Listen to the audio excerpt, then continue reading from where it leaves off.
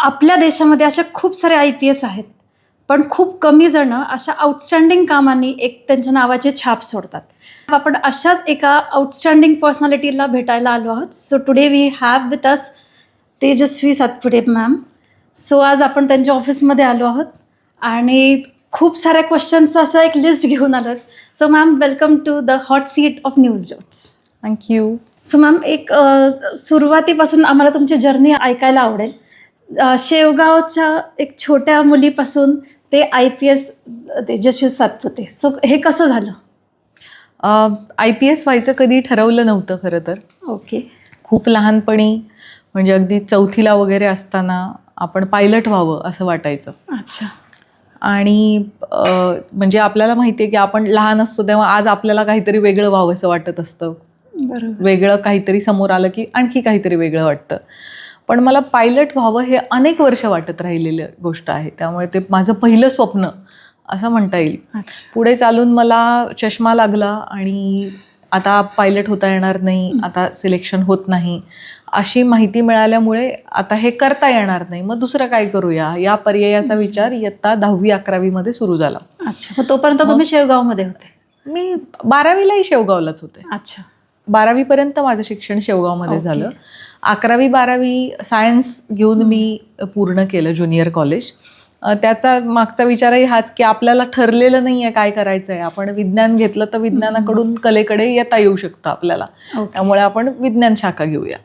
म्हणून 11वी-12वी सायन्स घेऊन मी माझं ज्युनियर कॉलेज पूर्ण केलं. ओके. आणि मग बायोटेक्नॉलॉजी हा विषय त्यावेळेला मला माहीत पडला की असा एक नवीन एक स्ट्रीम आहे. ओके. आणि त्यावेळेला म्हणायचे India today and BT is Bharat tomorrow. अच्छा. IT is India today and BT is Bharat tomorrow. त्यामुळे मला ते खूप छान वाटलं की आपण हे करूयात, हे वेगळं आहे काहीतरी. आणि मग मी बायोटेक्नॉलॉजीसाठी प्रवेश घेतला. मला ग्रॅज्युएशनच्या दरम्यानच रिसर्चची अपॉर्च्युनिटी मिळाली. मी बँगलोरला JNC ASRमध्ये junior research fellow, project oriented biological education. हे कुठून केलं तुम्ही? शेवगाव तुम्ही 12वी नंतर सोडलं? होय. मी Baramati Vidyapratishthan school of biotechnology, Pune जिल्हा, इथून मी माझं बायोटेक्नॉलॉजी पूर्ण केलं. आणि त्या दरम्यान जेव्हा रिसर्चचं मला एक्सपोजर मिळालं तेव्हा मला एक गोष्ट लक्षात आली की हे खूप छान आहे, मला खूप आवडतंय, पण कदाचित मला आयुष्यभर करायला आवडणार नाही. ओके. आणि मग मी निर्णय घेतला की आपण आता MSc किंवा PhD नाही करायचं, आपण दुसरं काहीतरी पाहू. म्हणजे पुन्हा माझा शोध सुरू झाला. अच्छा. सो मी बँगलोरवरून 3rd इयर संपून जेव्हा उन्हाळ्याच्या सुट्टीत JNC ASRला गेले आणि तिथून परत आले तेव्हा मी हा निश्चय केलेला होता की आता आपल्याला वेगळं काहीतरी शोधायचं आहे. आपण MScसाठी ॲडमिशन घेणं योग्य राहणार नाही, आपण त्या क्षेत्राला न्याय देऊ शकणार नाही. मग करायचं काय हा मोठा प्रश्न होता. मग MA करू शकता, LLB करू शकता BSc झाल्यानंतर. तर मी LLB करायचं ठरवलं. आणि ILS लॉ कॉलेज पुणे या ठिकाणी मी LLB फर्स्ट इयरसाठी ॲडमिशन घेतलं. होय. आणि LLB करत असताना पुण्यामध्ये मला UPSC नावाची काहीतरी गोष्ट असते ही कळली. अच्छा. तोपर्यंत मला स्पर्धा परीक्षा काय असतं काहीही माहिती नव्हतं. मला पुण्यात आल्यावर कळलं की स्पर्धा परीक्षा नावाची काही गोष्ट आहे. माझ्या वर्गामध्ये बरेच मुलं UPSC MPSCसाठी प्रिपेअर करत होते, LLBच्या क्लासमधले. आणि त्यांच्याकडून मला याची काही माहिती मिळाली. आणखी माहिती मी गॅदर करण्याचा प्रयत्न केला. आणि मला असं म्हणजे जसं पायलट व्हावं असं खूप मनापासून वाटलं होतं, तसं मनापासून पुन्हा एकदा वाटलं की अरे हे UPSC आपण करायला पाहिजे. आणि तुम्हाला ह्याच्यामध्ये असं थोडंसं एक सॉर्ट ऑफ डिस्टर्बन्स किंवा असं मनावर दर्पण आल्यासारखं किंवा फ्रस्ट्रेशन नाही वाटलं का की पहिले आपण म्हणजे सायन्स लाईन घेतली, मग आपण BSc केलं, मग आता लॉ, म्हणजे असं एक थोडंसं असं की आपण काय करतोय असं नाही वाटलं का तुम्हाला? नाही वाटलं, कारण माझं मुळात 10वी नंतरच मला हे माहीत नव्हतं, मला हे निश्चितच करता येत नव्हतं की मला काय करायचंय. Okay. I was going along with the flow. मला जरी कळत नाहीये की मी काय करायचंय, पण मला काहीतरी शिक्षण करावंच लागेल ना. जर मला 10वीमध्ये असं झालं की आता तू पायलट होऊ शकत नाहीस, पण मला काहीतरी शिकावं लागेल जोवर मला माझी दिशा सापडत नाही. त्यामुळे मी 11वी-12वी केलं त्यानंतर BSc बायोटेक्नॉलॉजी मला छान वाटलं, मी ते केलं. जेव्हा मला असं लक्षात आलं की हे आपल्याला आयुष्यभर नाही आवडणार, तेव्हा मी LLB हा पर्याय निवडला. ते करत असताना जेव्हा मला UPSC विषयी माहिती मिळाली तेव्हा मला LLB वाटलं- कम्प्लीट झाल्यानंतर नाही केलं LLB कम्प्लीट नाही केलं. LLBच्या फर्स्ट इयरला असताना UPSC विषयी माहिती मिळाली. LLBच्या फर्स्ट इयरला असतानाच तिथली फायनल एक्झाम देऊन काही दिवसांमध्येच UPSCची प्रिलिम्स होती ती दिली LLB करत असतानाच, आणि त्या परीक्षेमध्ये फेल्युअर आलं. मग आपला अभ्यास कमी पडलाय. LLBला मी वन ऑफ द टॉपर्स होते, बरोबर, पण माझा इकडे अभ्यास कमी पडलेला होता, त्यामुळे माझी प्रिलिम्स क्लिअर झालेली नव्हती. मग LLBला ब्रेक द्यायचा ठरवला. आता पुढचा जो अटेम्प्ट आहे, एक सेमिस्टर केलं पण सेकंड सेमिस्टर नाही केलं.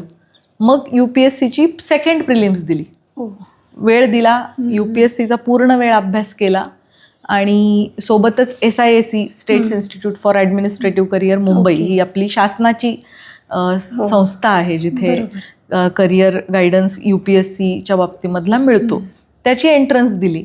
त्या एंट्रन्समध्ये सिलेक्ट होऊन मी मुंबईला शिफ्ट झाले SIAC मध्ये. आणि मग त्या सेकंड सेमिस्टर जेव्हा असू शकली असती सेकंड इयरची, त्या काळात मी मुंबईला होते, आणि तो माझा सेकंड अटेम्प्ट दिला मी प्रिलिम्सचा, जो मी क्लिअर केला. त्यानंतर मेन्स दिली, ती क्लिअर केली. इंटरव्ह्यू दिला, त्या माझ्या सेकंड अटेम्प्टमध्ये माझं सिलेक्शन झालं. मग मॅम असं काय झालं तुम्हाला की म्हणजे मी तुमचं असं थोडंसं स्टडी करताना मला असं कळलं की काही तुमचे क्लासमेट्स होते ते न्यूजपेपर वाचायचे. होय ते न्यूजपेपर वाचायचे, आणि वर्गात शिक्षक बऱ्याचदा त्यांना रागवायचे की तुम्ही इकडे लक्ष देत नाही आहात आणि तुम्ही न्यूजपेपर वाचत आहात. मग मला पण प्रश्न पडायचा की हे रोज ओरडा खातात, हे न्यूजपेपर का वाचतात. मी म्हणून त्यांना विचारलं. मग त्यांनी सांगितलं की ते स्पर्धा परीक्षांचा अभ्यास करतात. मग काय असतात स्पर्धा परीक्षा, म्हणजे तोपर्यंत तुम्हाला माहिती नव्हतं? तोपर्यंत माहिती नव्हतं. अच्छा, म्हणजे कधीतरी कानावरही पडलं असेल, पण ते इतकं त्रोटक की मला त्याविषयी अधिक विचार मी कधी केलेला नव्हता, किंवा त्याचे पहिल्यांदा डिटेल्स किंवा त्याची तयारी करणारे विद्यार्थी हे पुण्यात आल्यावर पहिल्यांदा माझ्या संपर्कात आले. मला ते इंटरेस्टिंग वाटलं, मग मी त्याची अधिक माहिती घेतली आणि त्या वाटेवर जायचं ठरवलं. आणि ह्या सगळ्या जर्नीमध्ये तुम्हाला म्हणजे पॅरेंट्सला कन्व्हिन्स करणं तो खूप मोठा चॅलेंज होता. त्याबद्दल काय सांगा? पेरेंट्सना कन्व्हिन्स करणं हा खूप मोठा चॅलेंज होतं. कारण मी जेव्हा BSc बायोटेक्नॉलॉजी केलं तेव्हा माझ्या आईबाबांना ते काय हे माहीत नव्हतं. ते सोडून मी जेव्हा LLB करायचं ठरवलं, नवीन पण होता, तो अतिशय नवीन कोर्स होता. महाराष्ट्रातली माझी बॅच ही 4थी बॅच आहे. अच्छा, म्हणजे मी इन झाले तेव्हा पहिली बॅच फक्त पास आउट झालेली होती BScची. त्यामुळे तो अतिशय नवीन कोर्स होता. फारसं कुणाला काही माहीत नव्हतं. माझ्या आईवडिलांनाही अर्थात माहीत नव्हतं. त्यामुळे त्यांनी माझ्यावर विश्वास ठेवून ठीक आहे तुझी इच्छा आहे तर कर. मग जेव्हा मी ते सोडलं आणि LLB करायचं म्हटलं तेव्हा माझे वडील मला म्हणाले की तू परत एकदा व्यवस्थित विचार कर. आणि मी जेव्हा त्यांना म्हटलं की हो मी केलाय विचार, तेव्हा त्यांनी मला मान्यता दिली. माझी आई थोडी जास्त चिंतित असायची. अगदी ग्रामीण भागात आजही म्हणजे वकील मुलीशी कोण लग्न करणार वगैरे असे प्रश्न पडतात लोकांना.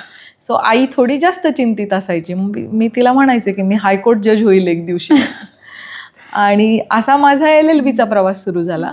पण ॲज आय टोल्ड की मला असं नक्की ठरवता आलं नव्हतं. मला पायलट व्हायच्या स्वप्नानंतर UPSCचंच स्वप्न पुन्हा तितकं फॅसिनेटिंग वाटलं की जे माझ्या स्वभावधर्माला, माझ्या एकंदर स्वभावाला, ज्या पद्धतीचं काम मला करायला आवडतं त्यामध्ये मी ह्या क्षेत्राला न्याय देऊ शकेल आणि हे क्षेत्रही मला न्याय देऊ शकेल असं मला UPSCच्या बाबतीत अनेक वर्षांनी पुन्हा वाटलं.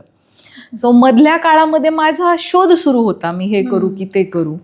आणि जेव्हा मग मी UPSC करायचं ठरवलं तेव्हा पुन्हा माझ्या वडिलांचा तोच प्रश्न होता की आता तू नीट विचार केलायस ना.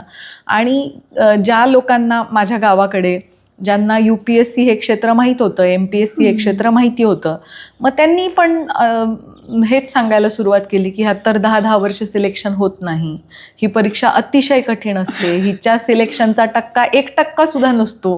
मग घरचे अर्थात ते चिंतित होणारच की आपण ऑलरेडी 2 वेळेला शाखा बदलल्यात आणि तिसरी जी शाखा आपण निवडतोय ती अतिशय कठीण शाखा आहे. त्यामुळे वडील पुन्हा तेच म्हणाले आणि वडील हेही म्हणाले की म्हणजे पेरेंट्स म्हणून आमची काही कर्तव्य आहेत. तुझं एज आत्ता 21+ आहे. सो अशा स्थितीमध्ये त्याचं बॅकग्राऊंडही असं आहे की आमच्या जे मोठं कुटुंब आहे, माझे काका वगैरे, तो बहिणींची लग्न ही बऱ्यापैकी लवकर झालेली आहेत, म्हणजे 20च्या आतच झालेली आहेत. सो अशा परिस्थितीमध्ये की तुम्हाला एवढं व्हेरी मच.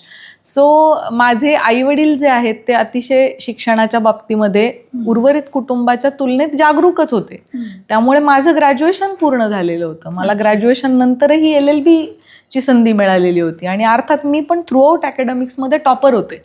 त्यामुळे मला ती संधी मिळू शकली. त्या संधीचं मी कष्टपूर्वक सोनंही केलं.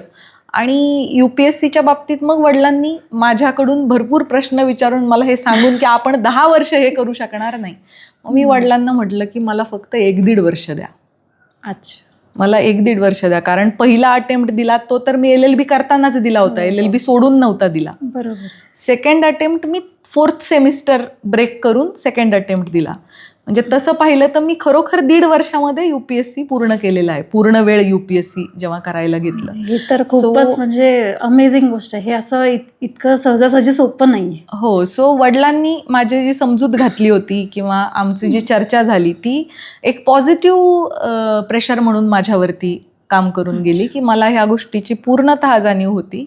आपल्याकडे वेळ अतिशय कमी आहे आणि आपल्याला आपलं बेस्ट ह्या अटेम्प्टमध्ये द्यायचं आहे. आणि म्हणून तितका मनापासून अभ्यासही मी केला आणि त्या माझ्या सेकंड अटेम्प्टमध्ये माझं सिलेक्शन झालं. आमच्या व्ह्युअर्समध्ये खूप सारे जेनझीज आहे.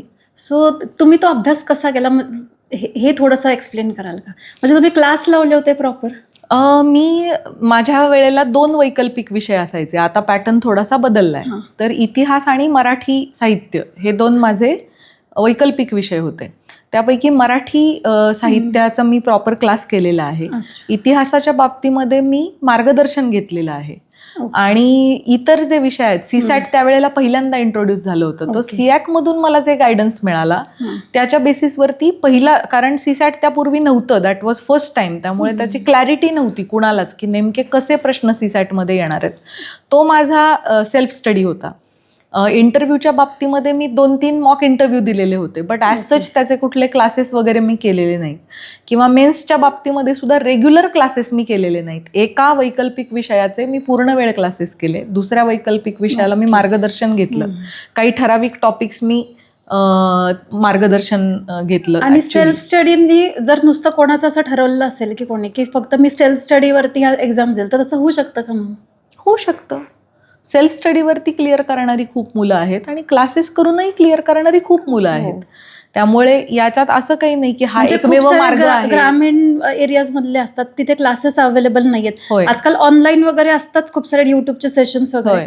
पण जर त्यांना तसं चॅलेंज असलं तर ते सेल्फ स्टडी करू शकतात. सेल्फ स्टडी देखील करू शकतात. त्यांना आपण जिथे राहतोय त्याच्या जवळपास कुठे मार्गदर्शन मिळू शकणार असेल तर ते मार्गदर्शनही घेऊ शकतात. मेंटर किंवा मार्गदर्शन असलेलं सोपं पडतं. बरोबर. निश्चित काही बाबतींमध्ये मी म्हणेन, कारण UPSCचा अभ्यासक्रम जो आहे तो खूप मोठा आहे, खूप वास्ट आहे आणि अनेक पुस्तकं मार्केटमध्ये असतात. अशा वेळेला मी कोणतं पुस्तक निवडू किंवा हा सिलेबस मला, कारण ती शेकडो पुस्तकं आहेत. एक इतिहास विषयाची शेकडो पुस्तकं आहेत. अनेक लेखकांनी त्या विषयावरती लिहिलेलं आहे. अशा वेळेला तुमचा मेंटॉर तुम्हाला नक्कीच हे मार्गदर्शन करू शकतो की तुम्ही काय वाचलं पाहिजे. सुरुवातीच्या टप्प्यावर तरी तुम्हाला ती मेंटॉरशिप मग ती कुठल्याही माध्यमातून मिळू शकते. ती अगदी आज जसं यूट्यूबवरती तुम्ही सिलेक्ट झालेल्या कडून त्याचं मार्गदर्शन घेऊ शकता, ऑनलाईन घेऊ शकता. सो ते मार्गदर्शन घेतल्याने कदाचित तुमची सुरुवातीची जी कठीण मार्ग आहे तुमचा तो थोडासा सोयीस्कर होऊ शकतो. पण UPSCची गंमत ही आहे की इथे सेल्फ स्टडी सुद्धा तितकाच चांगला लागतो. कारण पूर्ण सिलेबस शिकवला जाऊ शकत नाही. सिलेबस इतका मोठा आहे की पूर्ण सिलेबस शिकवला जाऊ शकत नाही. त्यामुळे तुम्हाला स्वतःचं तुमचं अंडरस्टँडिंग असणं, तुमच्या स्वतःच्या नोट्स असणं, तुमच्या स्वतःची एक अभ्यासाची पद्धती असणं, उत्तर लेखनाची एक पद्धती असणं. तुम्ही रोज किती तास अभ्यास करायचा? हा खरं UPSCच्या किंवा कुठल्याही स्पर्धा परीक्षेच्या किंवा कुठल्याही परीक्षेच्या बाबतीतला ऍक्च्युली इरिलिव्हंट प्रश्न आहे तो, यामुळे ओके की प्रत्येकाची लक्षात ठेवण्याची आणि समजून घेण्याची क्षमता वेगवेगळी आहे. ओके कोणी व्यक्ती असेल जो एकपाठी असेल, ज्याला एकदा वाचलं की लक्षात राहतं, त्यानं कदाचित 2-3 तास प्रत्येक दिवशी अभ्यास केलेला पण पुरेसा आहे. एखादा असेल ज्याला 3-4 वेळेला वाचावं लागतं. Person to person. ऍब्सोल्युटली. त्याच्यामुळे कोणीतरी म्हणतंय की मी 8 तास अभ्यास केला म्हणजे मलाही 8च तास करावा लागेल असं काही नाही. मला कदाचित 12 तासही करावा लागेल किंवा 4 तासही करावा लागेल. So viewers point to be noted. असं मला खूप सारे क्वेश्चन्स विचारले होते की मॅडमला जेव्हा तुम्ही जाल तर हा प्रश्न नक्की विचारा की त्या किती वेळ अभ्यास करायचा. सो असं काही नसतं. सो पर्सनली मी स्वतः म्हणजे परीक्षा जवळ आली की 8 ते 10 तास अभ्यास करायचे. आणि परीक्षा जेव्हा दूर आहे आणि माझं रुटीन प्रमाणे चाललेलं आहे तेव्हा माझा 5 ते 6 तास चांगला अभ्यास व्हायचा. इंटरव्ह्यू कसा प्रिपेअर केला तुम्ही त्याच्यासाठी? इंटरव्ह्यूसाठी खरं तर मी म्हणजे UPSCचं चक्र असं आहे सापशिडी सारखं. तुम्ही जर इंटरव्ह्यू पर्यंत गेलात आणि तिथे तुम्ही सिलेक्ट नाही झाला तर तुमची सुरुवात पुन्हा प्रिलिम्स पासून होते. त्यामुळे आपल्याला माहित नसतं आता रिझल्ट काय येणार आहे. बरोबर. मी इंटरव्ह्यू दिल्यावर रिझल्ट काय येणार आहे. कदाचित मला पुन्हा प्रिलिम्स द्यावी लागेल किंवा कदाचित मी सिलेक्ट झालेली असेल. त्यामुळे मेन्स दिल्यानंतर माझा तसाच अभ्यास सुरू होता जसा माझा प्रिलिम्स आणि मेन्सच्या वेळेला सुरू होता. ओके. म्हणजे प्रिलिम्सच्या वेळेला ऑब्जेक्टिव्ह टाईप क्वेश्चन्स असतात, मेन्सच्या वेळेला सब्जेक्टिव्ह असतात. त्यामुळे प्रिलिम्स आणि मेन्सच्या अभ्यासात थोडासा फरक आहे. पण इंटरव्ह्यू हा या दोन्हीपेक्षा वेगळा आहे. बरोबर आहे. तुम्हाला काही फॅक्ट्सही माहीत असणं अपेक्षित आहे आणि तुम्हाला त्याचं विवेचन करता येणं पण आवश्यक आहे. त्यामुळे तो एक मिश्र पद्धतीचा अभ्यास चालू राहतो. म्हणजे तुमचा रिझल्ट आल्यानंतर आता तुम्ही सिलेक्ट झालेला आहात आणि तुम्ही पुढच्या मार्गावर मार्गक्रमण करू शकता अशी स्थिती आहे की तुम्हाला परत प्रिलिम्स द्यायची असेल तर तुम्हाला अभ्यासाशी कम्प्लिटली टचमध्येच असावं लागतं. त्या क्षणी तुम्ही पुन्हा बदलता आणि प्रिलिम्सचा अभ्यास सुरू करता. सो माझ्या केसमध्ये मी मेन्स दिल्यानंतर जेव्हा इंटरव्ह्यूसाठी सिलेक्ट झाले तो I was already studying between this mains completion and result of the mains. याच्यामध्ये सुद्धा I was studying only. Okay. इंटरव्ह्यूसाठी सिलेक्शन झालं तर ठीक, नाही झालं तर पुढचा अटेम्प्ट आपल्याला द्यायचा आहे. अशा पद्धतीची तयारी सुरू होती. त्यामुळे वर्तमानपत्र वाचन सुरू होतं. मेन्ससाठी जे स्टडी केलेलं आहे त्याच्या नोट्सचंही वाचन चालू होतं. प्रिलिम्ससाठी ज्या पद्धतीचं फॅक्च्युअल वाचन करतो तेही चालू होतं. म्हणजे ऑनगोईंग प्रोसेस होती. आणि मग जेव्हा एक अगदी इंटरव्ह्यू जवळ आला त्यावेळेला मॉक इंटरव्ह्यू दिले मी 2-3 ठिकाणी. की आपण जेव्हा 4-5 पॅनलिस्ट बसलेले असतात तेव्हा आपण कसे रिॲक्ट करतोय, मग आपले हावभाव म्हणा, आपला आवाज, आपलं एकंदर तिथलं वर्तन, याच्या बाबतीत त्यांच्याकडून काही इनपुट्स मिळू शकतात का. तर यासाठी मी 2-3 इंटरव्ह्यू दिले. त्यांनी मला काही इनपुट सांगितले. त्यातलं मला जे शक्य झालं तेवढ्या छोट्या विंडोमध्ये आत्मसात करणं ते मी केलं आणि इंटरव्ह्यू फेस केला. पण ग्रेट जॉब. आणि मेन्सवरून एक किस्सा मी वाचलेला आठवतोय मला. तुमच्या मिस्टरांनी असं एक म्हणजे एक स्टोरी काहीतरी लिहिलेली आहे एक बुकमध्ये की तुमचं मेन्सचा इंटरव्ह्यू चालू होता आणि बाहेर तुमच्या आईशी ते दिल्लीमध्ये त्यांचा इंटरव्ह्यू चालू होता तुमच्या लग्नासाठी. होय. सो हा किस्सा काय आहे? ॲक्च्युली मी LLBला जेव्हा शिकत होते त्यावेळेला माझी आणि किशोरची पहिल्यांदा भेट झाली होती. आणि त्यांनी मला लग्नासाठी विचारलं होतं. ते त्यावेळेला प्लॅनिंग कमिशन दिल्ली या ठिकाणी काम करत होते आणि त्यांनी विचारलं होतं. पण मी त्यावेळेला असा कुठलाही विचार करू शकत नव्हते. माझा पूर्ण फोकस हा माझा अभ्यास आणि माझं ध्येय हे होतं. कारण माझ्या कुटुंबाने माझ्यावर खूप विश्वास टाकलेला होता. जी संधी फॅमिलीतल्या कुठल्याही मुलीला मिळाली नाही ती मी पहिली होते जिला शिक्षणाची अशी संधी मिळत आहे. त्यामुळे माझी मानसिकता नव्हती की मी इतर काही विचार करेन. सो मी त्यांना तेच कन्वे केलं की मी you should not wait for me and I am focused on my studies आणि तुम्ही प्लीज यू गो अहेड. तुम्हाला जे योग्य वाटेल ते करा. But he waited for almost 3 years. So हा जो पूर्ण जर्नी आहे. आणि त्या काळामध्ये क्वचित कधीतरी संपर्क व्हायचा. आता जेव्हा माझी ही पहिली वेळ होती. व्हॉट्सअप वगैरे पण नव्हतं नाही नव्हतं आणि मी फारसा मोबाईलचा वापरही करत नव्हते. सो जेव्हा माझं इंटरव्ह्यूसाठी सिलेक्शन झालं तर दिल्ली हे माझ्यासाठी नवीन शहर होतं. मी कधीच गेलेले नव्हते दिल्लीला. I was going for the first time. मग आता दिल्लीला जायचं आहे आणि माहीत काहीच नाही. खूप छान. आणि मॅम मग पुढचं कसं झालं, म्हणजे मग सगळं तुमचं सिलेक्शन वगैरे? होय. आणि मग आणि मग माझा नंतर मार्चमध्ये training? इंटरव्ह्यू झाला माझा आणि मग ट्रेनिंग? मे मध्ये रिझल्ट आला. ओके. सो त्यामध्ये माझी 198 ऑल इंडिया रँक होती. ओके.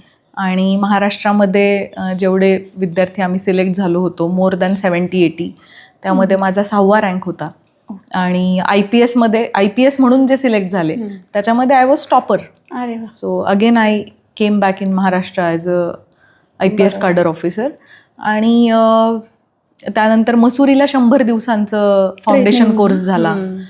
तिथून मग आम्ही आमच्या पेरेंट अकॅडमीकडे NPA नॅशनल पोलीस अकॅडमी हैदराबादमध्ये आलो. तिथे आमचं 11 महिन्यांचं ट्रेनिंग झालं. ओके. आणि त्या ट्रेनिंग नंतर पासिंग आउट परेड झाली. मग तेव्हा first time uniform? First time uniform जेव्हा अकॅडमीत गेलो त्याच्या एक आठवडाभरामध्ये सगळ्यांचे युनिफॉर्म शिवून प्राऊड फील वाटत असेल.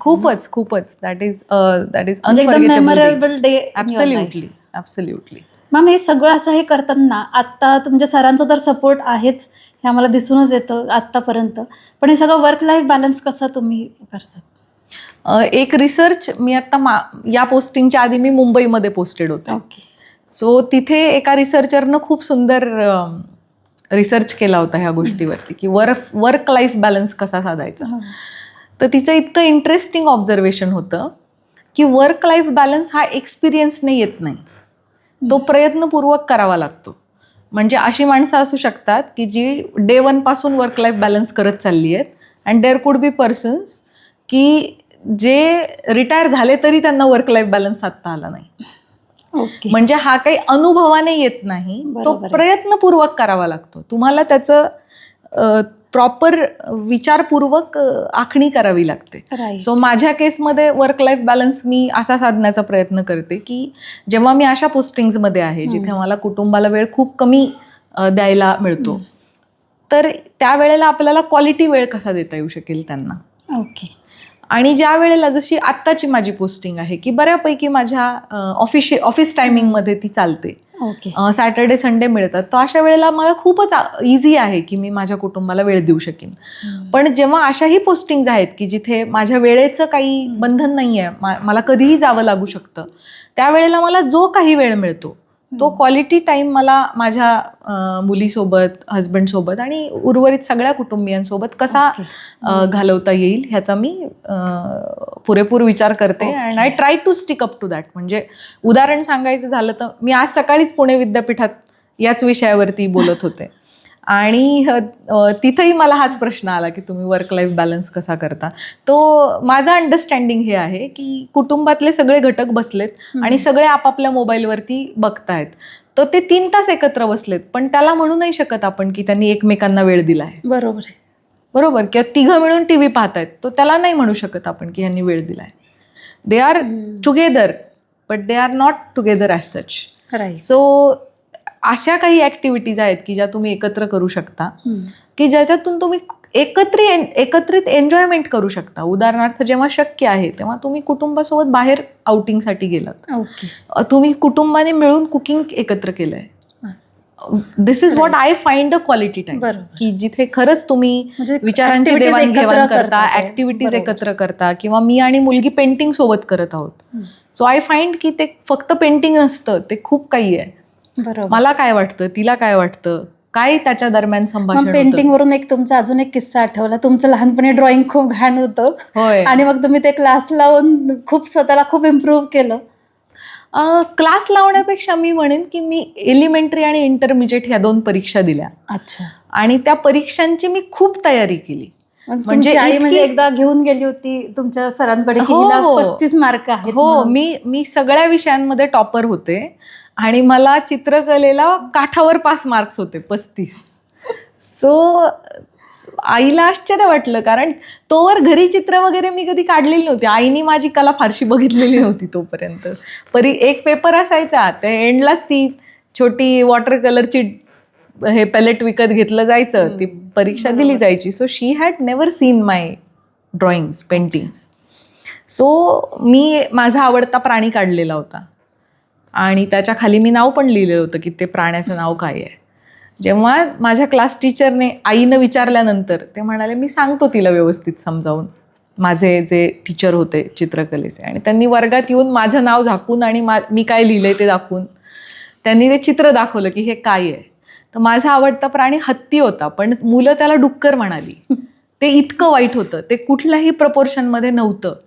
तो या बॅकग्राऊंडवरती मला जाणीव झाली या गोष्टीची की ह्यांनी मला पास केलं हीच खूप मोठी गोष्ट आहे. मग तो फेल व्हायला पाहिजे, तो फक्त मलाच हत्ती वाटतोय, बाकी कुणालाच वाटत नाहीये. So that was a turning point that I decided की मला माझी चित्रकला सुधारली पाहिजे, कारण मला तोवर त्या गोष्टीची जाणीव नव्हती की ही इतकी वाईट आहे. आणि मग मी एलिमेंटरीची परीक्षा दिली, ती मी खूप चांगल्या ग्रेडनं पास केली. मग मी तेवढ्यावर न थांबता इंटरमिजिएटची परीक्षा दिली, तीही मी खूप चांगल्या ग्रेडनी पास केली. म्हणजे तुम्ही ज्या फील्डमध्ये येतात तिथे एकदम म्हणजे परफेक्टच करून येतात असं नाही? असं नाहीये, म्हणजे मी काही असं मी म्हणणार नाही की मी इनबॉर्न असं आहे म्हणून, अशी क्वालिटी पण हार्डवर्क नावाची एक गोष्ट असते. हार्डवर्क जो करेल तो हार्डवर्क करून, म्हणजे मला कोणी म्हणतं ना तू जिनियस आहेस वगैरे, मी तर अगदी प्रांजळपणे म्हणत असते, I am not born intelligent and I am not genius, I am hard worker. I am hard worker. मी कुठंही हार्डवर्क केलंय आणि त्या हार्डवर्कनी मी मिळवलंय. त्यामुळे मला अशा सगळ्या माझ्या बंधू भगिनींना सांगावंसं वाटेल की भलेही तुम्हाला आज 40% पडत असतील, पण ते तुम्ही 90वर नेऊ शकता, 95वर नेऊ शकता. Hard work is the key. की माझं काय काढलेलं चित्र आहे हे कोणालाच ओळखून येत नव्हतं.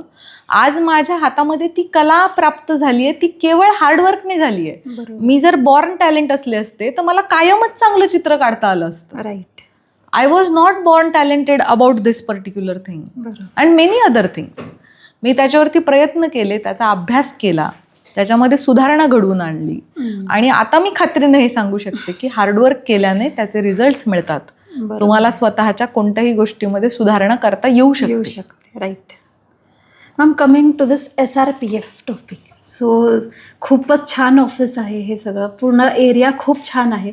सो आमच्या व्ह्युअर्ससाठी तुम्ही एक छान एक्सप्लेन करा मॅम की व्हॉट इज SRPF आणि इथल्या पोलीस दलाचं काम काय असतं. Yes. So state reserve police force SRPF हा महाराष्ट्र पोलीसचा एक अत्यंत महत्त्वाचा भाग आहे. याची स्थापना 1948 मध्ये झालेली आहे. त्यावेळेला गट 1 आणि गट 2, म्हणजे या कॅम्पसमध्ये हा गट 1 आहे आणि शेजारी गट 2 आहे. सो हे 2 गट सगळ्यात पहिल्यांदा स्थापन झाले, त्यामुळे त्यांचे क्रमांक 1 आणि 2 आहेत. तर गट क्रमांक 1 हा पुरंदर या ठिकाणी होता जेव्हा स्थापन झाला, आणि गट क्रमांक 2 हा सांब्रा या ठिकाणी होता. आणि मग सांब्रा म्हणजे कर्नाटक. आणि मग तिथून हे दोन्ही गट इथे रिलोकेट झाले, आणि अनेक वर्षांपासून हे गट इथे वानवडी, रामटेकडी या भागामध्ये आहेत. आणि मग कालांतराने आवश्यकतेप्रमाणे वेगवेगळ्या वेळेला गट क्रमांक 3, 4 अँड ऑनवर्ड्स असे होत गेले. आता जो लेटेस्ट गट आहे तो कुसडगाव अहिल्यानगरमध्ये 19वा गट आहे. सो असे 19 गट आहेत, आणि प्रत्येक गटामध्ये साधारणतः आपल्याला 9 कंपनीज पाहायला मिळतात. 1 company is equal to 120 manpower, आणि त्यांच्यासाठी सहाय्यासाठी असलेले वर्ग ड आणि अधिकारी, त्याला गाईड करणारे ऑफिसर्स, असे एक चमू म्हणजे 1 कंपनी असते. अशा 9 कंपनी इथे आहेत गट 1 मध्ये, अशाच 2 मध्येही आहेत, आणि बहुतांश गटांमध्ये अशा 9 कंपनी आहेत. तर मग काही गट काय असतात? म्हणजे मला हे माहिती आहे, जनरल लोकांना हे माहिती आहे की जसं आता गणपतीचा जिथे जास्ती मॉप लागणार तर मग SRPFची पोलीस बोलवली, असं एक लोकांचं, सामान्य लोकांचं म्हणजे एवढं माहिती असतं. तर एक्झॅक्टली काय असतं SRPF ही स्टेट रिझर्व्ह पोलीस फोर्स आहे. म्हणजे ते कायम सदैव तत्पर असतात ते, आणि जेव्हा त्यांना कॉल येतो, हा जो कॉल आहे हा माननीय पोलीस महासंचालक कार्यालयाच्या ठिकाणी हे ठरवलं जातं की कोणते गटातल्या कोणत्या कंपनीज कुठे ड्युटीसाठी जातील. म्हणजे जेव्हा मोठे फेस्टिवल्स असतात त्यावेळेला तो प्लॅन बनवला जातो की कोणी कुठे रिपोर्ट केलं पाहिजे, आणि त्याप्रमाणे त्या रिलीव्ह होतात, तिथे जाऊन ते कर्तव्य बजावतात. तिथं जे स्थानिक अधिकारी आहेत त्यांच्यासोबत एक फोर्स मल्टिप्लायर म्हणून SRPF काम करत असते. म्हणजे जसे काही प्रेशर पॉईंट्स असतात, त्या प्रेशर पॉईंट्सच्या ठिकाणी SRPFची डिप्लॉयमेंट असते.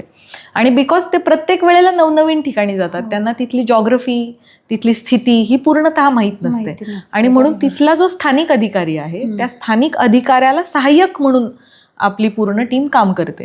हिचं विभाजन एका कंपनीचं 3 प्लाटूनमध्ये करता येतं. म्हणजे एक कंपनी जेव्हा एखाद्या जिल्ह्यामध्ये रिपोर्ट करते तेव्हा तिला 3 भागांमध्ये 3 कंपन्यांमध्ये वाटप करता येऊ शकतं. त्या 3 वेगवेगळ्या ठिकाणी लोकेट करता येईल. म्हणजे असं असतं, आता समजा हे पुण्यामध्ये आहे तर मग हे पुणे डिस्ट्रिक्टमध्येच करेल का आउट ऑफ डिस्ट्रिक्ट पण चालेल? नाही, हे बाहेरही जातात. आउट ऑफ पुणे हो, डिस्ट्रिक्ट आवश्यकतेप्रमाणे बाहेरही जातात.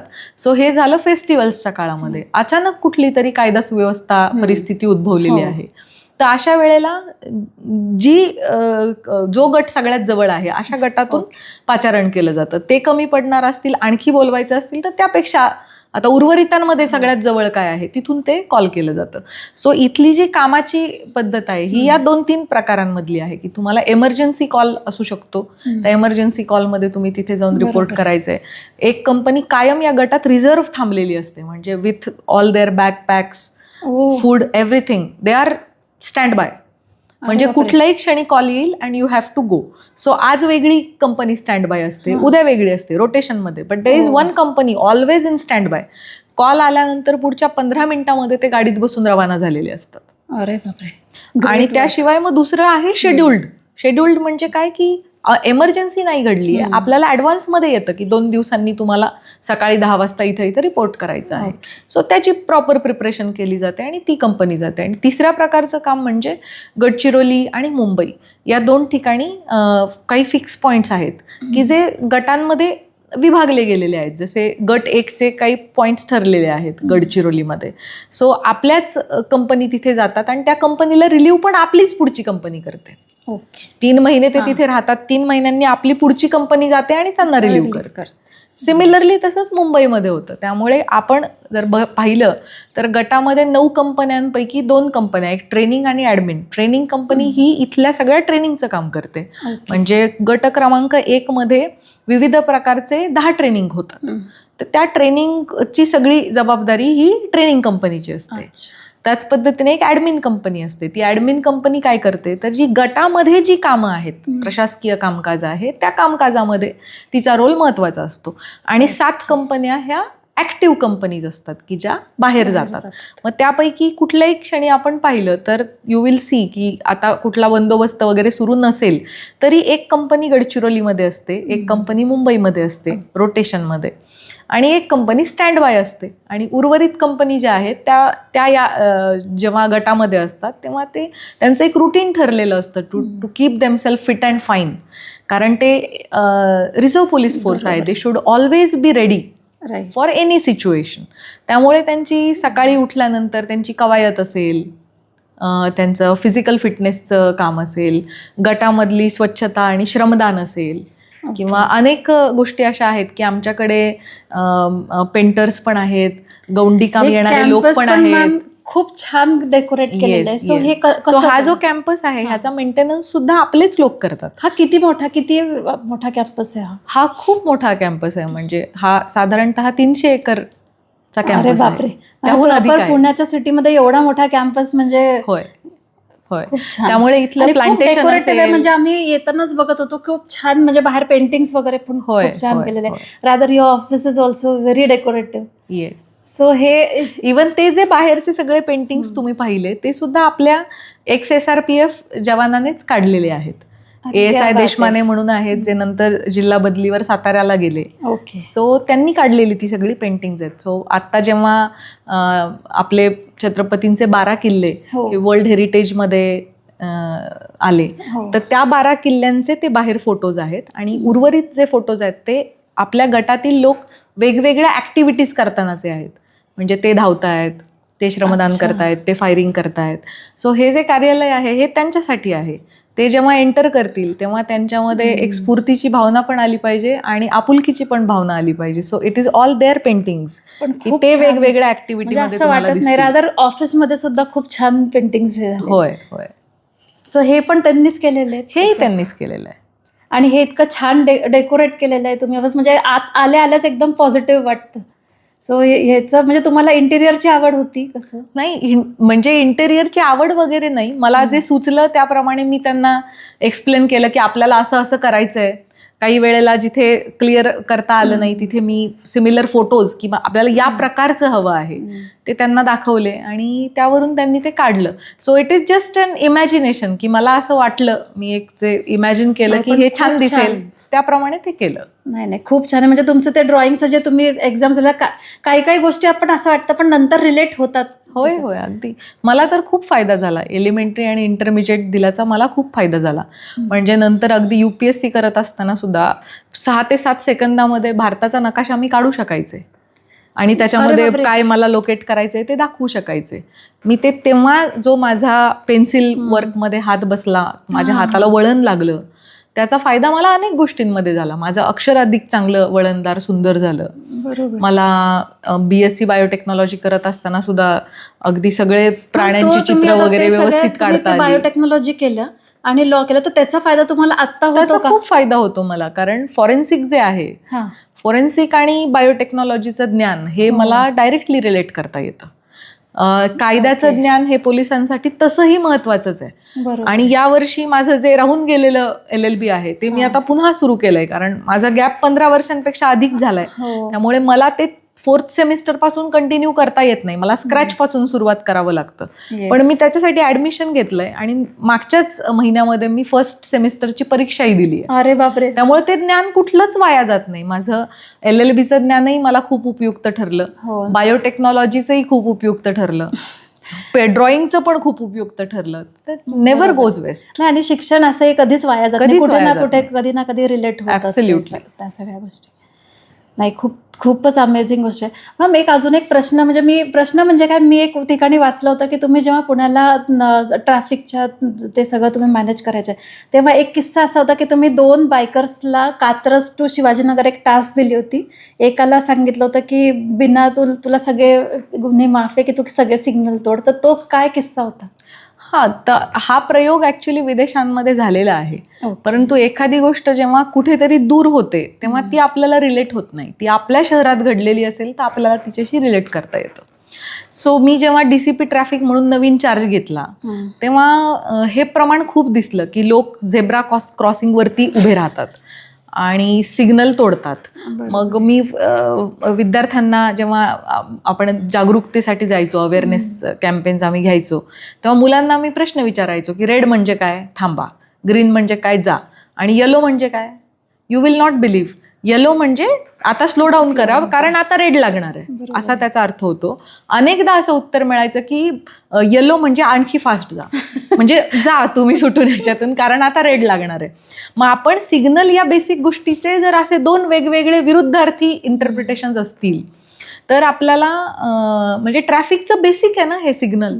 त्यामुळे आम्हाला असं वाटलं की आपण याच्यात काही प्रयोगशीलता करणं आवश्यक आहे आणि त्याच्या माध्यमातून लोकांना अपील केलं तर कदाचित त्यांना पटेल.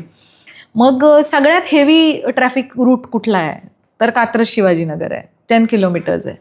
मग 2 बायकर्स आम्ही सोडले. खूप जास्त ट्रॅफिक असतो त्या. हो, त्या रूटला खूप ट्रॅफिक असतो. त्यावेळेला रोडची कामं पण वगैरे सुरू होती काही प्रमाणात.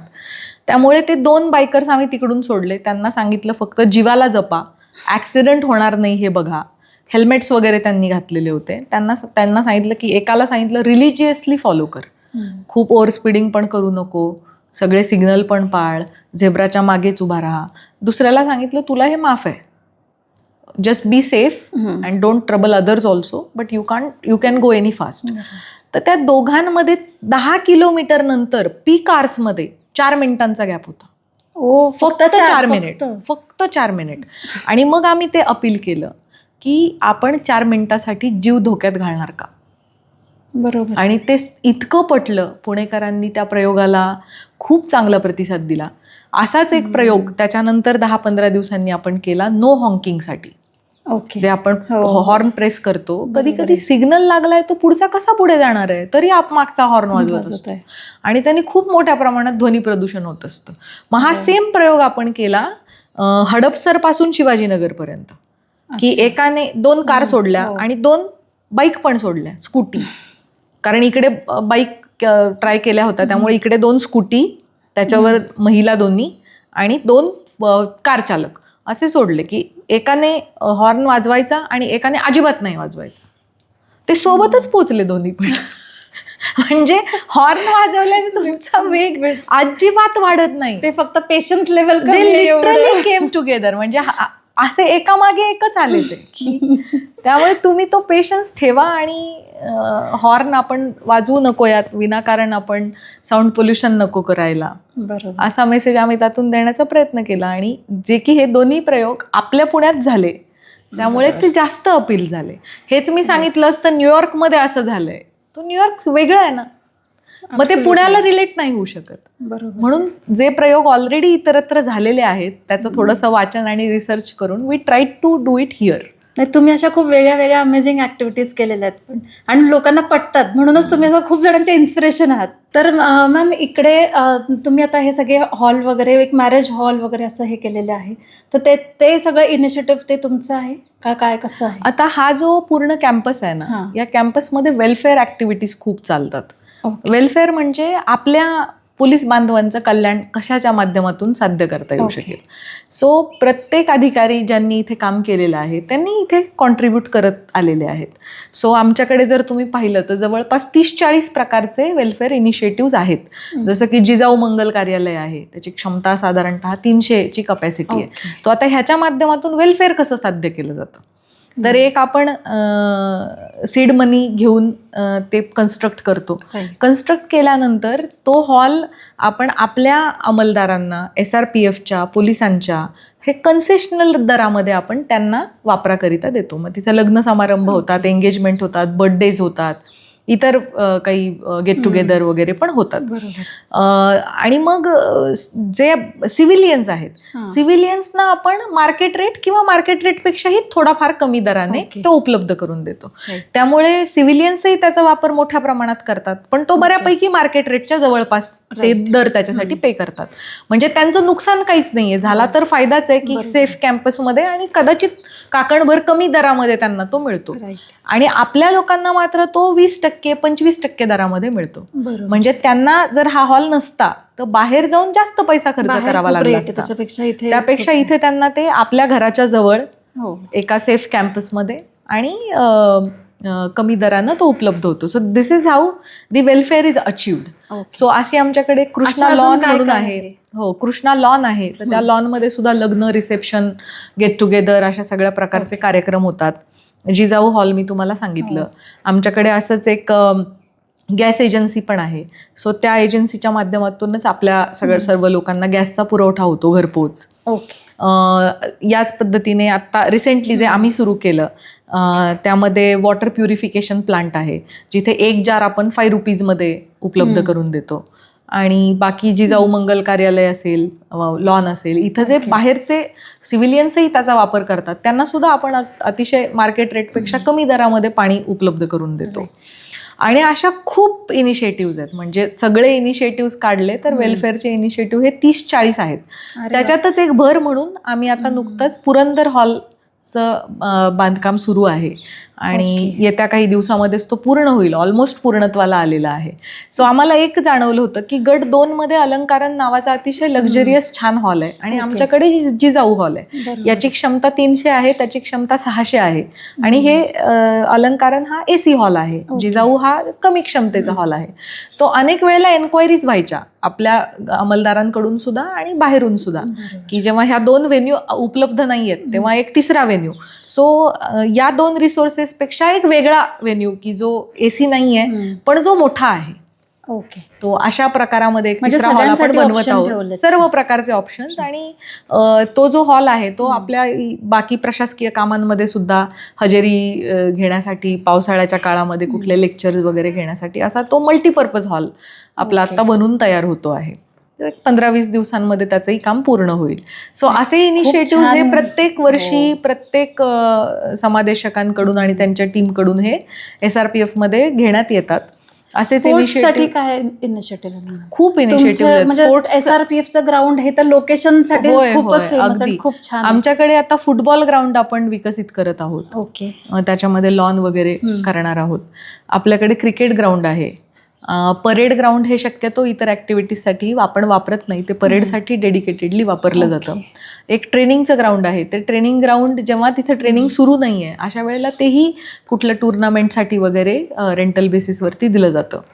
आणि आपल्याकडे अगदी पिकल बॉल कोर्ट आहे, बॅडमिंटन कोर्ट आहे, अरे वा, म्हणजे एव्हरीथिंग, सर्व प्रकारचे खेळ इथे आहेत. वेगवेगळ्या अकॅडमींना आपण आमच्याकडे वापरात नसतं अशा वेळेला आपण ते रेंटल बेसिसवरती वापरण्यासाठी देतो आणि ते अतिशय कमी दरामध्ये असतं. त्यामुळे आमच्या अंमलदारांची जी मुलं आहेत त्या मुलांना तिथे खूप कमी दरामध्ये त्याचं प्रशिक्षण मिळतं आणि इतर लोकांना सुद्धा खूप चांगलं ग्राउंड वापरायला मिळतं. पूर्ण म्हणजे खूप पोल्युशन फ्री आहे. म्हणजे पुण्यासारख्या ठिकाणी इतकं बाहेर सगळं ट्रॅफिक असतं, पोल्युशन असतं, हे सगळं पोल्युशन फ्री आणि एकदम असं प्लेझंट ॲटमॉस्फिअर आहे. म्हणजे इतके असं झाडं वगैरे पण इतके आहेत, सगळं खूप ग्रीनरी खूप छान आहे. होय. सो हे म्हणजे मेंटेन करणं पण खूप सोपी गोष्ट नाही. होय होय, ते ह्याचं पूर्ण श्रेय आमच्या टीमचं आहे. कारण ते जेव्हा गटामध्ये असतात त्यावेळेला त्यांच्या फिजिकल फिटनेस सोबतच ते श्रमदान करून आपल्या कॅम्पसची पण काळजी घेतात. वृक्षारोपण केलेली जी सगळी झाडं आहेत त्या झाडांची काळजी घेतात. प्रतिवर्षी आम्ही हजारो झाडांचं वृक्षारोपण करतो आणि त्यांना जगवण्याचा पुरेपूर प्रयत्न करतो. अरे वा, खूप मस्त. मॅम, एक लास्ट फक्त rapid fire related to your personal life, की पुण्यात सगळ्यात आवडतं म्हणजे तुम्हाला खायला काय आवडतं आणि कुठे? हा खूप कठीण प्रश्न आहे. मला खूप ठिकाणी खूप काही खायला आवडतं, पण मी म्हणेन की पुण्यात काय आणि कुठेही काय, आईच्या हाताने बनवलेलं सगळंच काही मला खूप आवडतं. तरी बाहेर खायचं म्हणलं तर बाहेर एखादी कोणची काही पण डिश सांगा पुण्यात जे मिळते ते फेमस. पाणीपुरी. ओके. पुण्यात शॉपिंग करायला कुठे आवडतं? तुळशीबाग. हा सगळ्या महिलांचा एकदम असं मनातला. मला जाता येत नाही, मी गेल्या अनेक वर्ष तिथे जाऊ शकले नाहीये, पण मी माझ्या कॉलेज डेज पासून ती जागा बघितलेली आहे. मला ती खूप जवळची वाटते. त्यामुळे that is one place where I would enjoy the most if I go somewhere for the shopping. That is the place. एक गोष्ट घ्यायला गेलो ना 10 गोष्टी घेऊन येतो. ॲब्सोल्युटली. आणि तुमचा रिलॅक्सेशन पॉईंट कुठे आवडतं तुम्हाला? म्हणजे ऑल ओव्हर वर्ल्ड तुम्ही कुठेही सांगू शकता. होय. की कुठे आवडेल तुम्हाला जायला? म्हणजे एक फॅमिलीसोबत डेस्टिनेशनला जायचं आहे कोणचे? खरं तर मला खूप ठिकाणांचं आकर्षण आहे बरं का. मला अनेक ठिकाणं मी पाहिली नाही आहेत. अगदी भारतातली खूप ठिकाणं पाहिली नाही आहेत, महाराष्ट्रातली पाहिली नाही आहेत, पण जी पाहिली आहेत त्यातलं कुठं रिपीट जायला आवडेल असं जर म्हटलं ना तर मला कास पठारावरती जायला खूप आवडेल. वारंवार जायला आवडेल, कितीही वेळेला जाऊ शकते मी. बरोबर. आणि त्याच टिपिकल सीझनमध्ये फुलांच्या तिथं ऍक्च्युली तुम्ही कधीही जा, कधी तुम्हाला फुलं सापडतील, कधी नाही सापडणार. परंतु ते तिथले एन्व्हायरमेंट खूप छान आहे. You go any time. आणि मी कास पठार सगळ्या परिस्थितींमध्ये पाहिलेलं आहे, because I was SP in Satara. त्यामुळे कुठल्या ना कुठल्या निमित्ताने माझा ट्रॅव्हल त्या भागामध्ये व्हायचा. त्यामुळे मी ते फुलांच्या सीझनमध्ये, नसलेल्या सीझनमध्ये सुद्धा बघितलेलं आहे आणि मला ते प्लेस खूपदा बघायला आवडेल. आणि एक म्हणजे अजून गेला नाहीयेत तुम्ही, अशी कोणची जागा की जी बकेट लिस्टमध्ये असते की नाही तिथे मला कधीतरी जायचंय फॅमिलीसोबत? Aurora borealis. ऑरोरा पाहायला जायचंय. अरे वा, मस्त. लवकरच पूर्ण होईल तुमची मग विश असं. आणि सातारा की पुणे? हा खूप कठीण प्रश्न आहे. तुम्ही ज्या ज्या ठिकाणी काम केलंय ना ते सगळ्याच जागा तुम्हाला खूप स्वतःच्या वाटतात. नाही म्हणून सगळ्यांना विचारल्या, फक्त सातारा का पुणे नाही. तो कुठलंही उत्तर दिलं तर रॉंग होईल, ते both. Okay. So coming to the Bollywood, तुमचा फेवरेट ॲक्टर? माझा फेवरेट ॲक्टर अमिताभ बच्चन. आणि ॲक्ट्रेस? रेखा. अरे. आणि एखादी फिल्म तर खूप आवडतात मला. ह्या दोघांच्या सगळ्या फिल्म आवडतात मला. पण एखादी की जे असे थोडीसं पण आपण कधी कामात असतो निघता बघितलं की असं वाटतं की अरे नाही बघूया, किंवा कधी कधी रील्समध्ये त्याच्या रील्स. शोले. अरे वा, क्या बात आहे.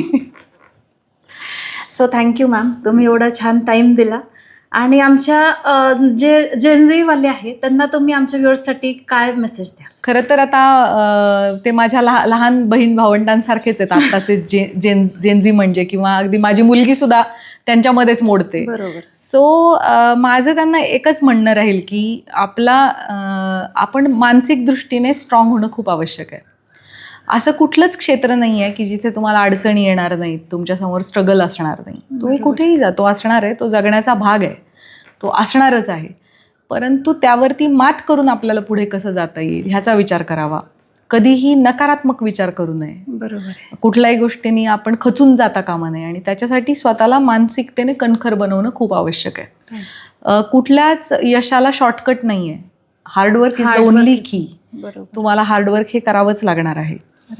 माझ्या एक खूप आवडत्या ओळी आहेत, त्या मी अनेक प्लॅटफॉर्मवरती बोलली आहे, त्याच मला इथं रिपीट करायला आवडेल की एक पत्थर चोट खाके कंकर कंकर हो गया, और एक पत्थर दूसरा पत्थर चोट सहके शंकर शंकर हो गया. अरे वा. सो त्या दगडाला जेव्हा घडवलं जातंय त्यावेळेला जर तो फुटला, तो जर तो आघात सहन नाही करू शकला तर त्याचे खडे होतात, तो विखुरला जाईल. पण जर त्याला ती वेदना सहन करता आली तर त्याच्यातून एक सुंदर मूर्ती तयार होईल. बरोबर आहे. जी ॲप्रिशिएट करतील सगळे, जी ॲडोरेबल असेल सगळ्यांसाठी.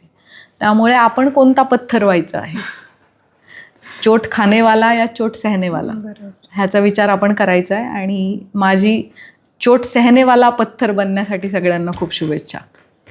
Yes, thank you ma'am. थँक्यू. खूप छान वाटलं तुमच्याशी बोलून. या गप्पा संपूच नाही असं वाटत होतं, थँक्यू सो पण मच. कुठेतरी time limit we have. So thank you. Thank you.